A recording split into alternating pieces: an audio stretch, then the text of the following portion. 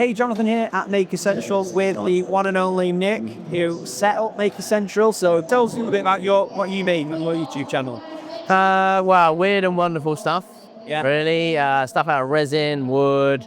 That's basically it. Resin and wood. Yeah. But anything really that I can try and find to make it more kind of crazy, more funky, just sort of like experimental projects really that some come out great, some don't come out so great. Colourful. You've got a bit of a theme of colourful. Colourful stuff, yeah, I like the colourful things going on. So if I can find something with lots of colours in it. Yeah. Do you have a favourite video or project that maybe not your most viewed or one of your personal favourites?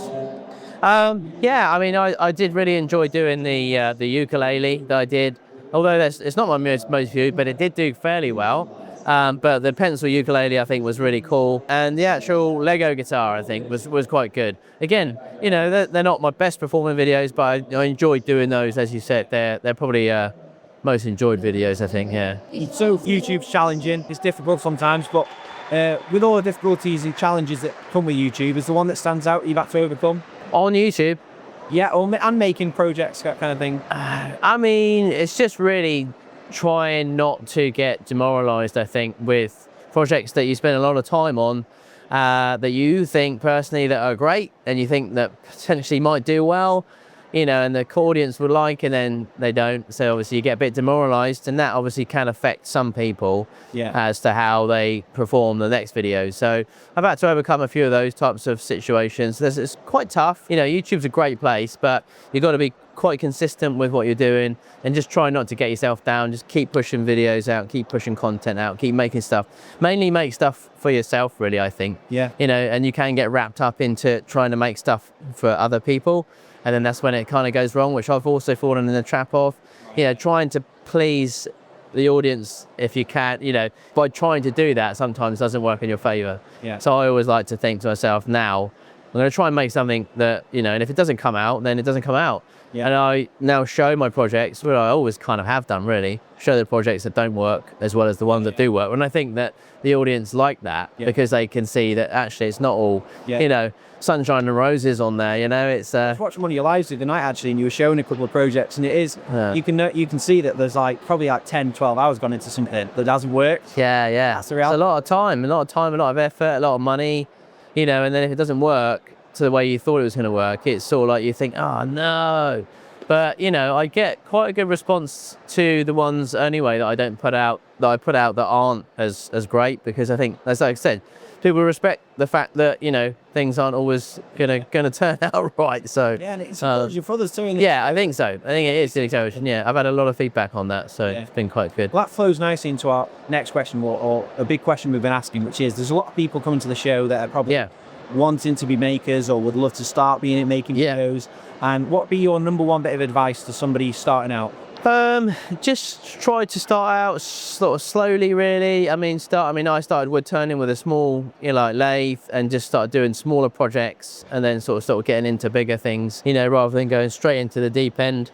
But really just try to, it depends what they're after, really. If they're just making stuff for themselves, then obviously, you know, just keep it small, I think. But obviously it depends if they want to build a YouTube channel, then you got to just be consistent at what you're doing.